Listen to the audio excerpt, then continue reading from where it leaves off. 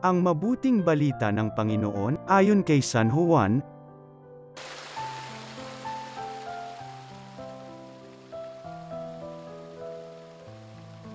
Noong panahong iyon, sinabi ng Jesus sa mga Hudyong naniniwala sa Kanya, "Kung patuloy kayong susunod sa aking aral, tunay ngang kayo'y mga alagad ko.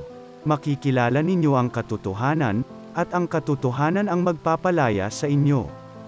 Lahi kami ni Abraham, tugon nila, at kailanmay di kami naalipin ninuman. Paano mo masasabing palalayain kami? Sumagot si Jesus, tandaan ninyo. Alipin ng kasalanan ang lahat ng nagkakasala. Ang alipin ay hindi kabilang sa sambahayan sa habang panahon. Subalit ang anak ay kabilang magpakailanman. Kapag kayo'y pinalaya ng anak, tunay nga kayong malaya. Nalalaman kong lahi kayo ni Abraham, gayon may pinagsisikapan ninyo akong patayin, sapagkat walang pitak sa inyong puso ang aral ko.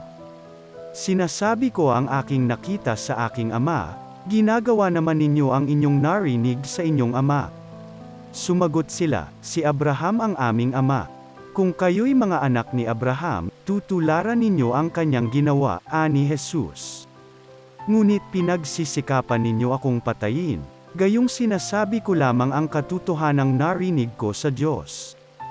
Hindi ganyan ang ginawa ni Abraham. Ang ginagawa ninyo'y tulad ng ginawa ng inyong ama.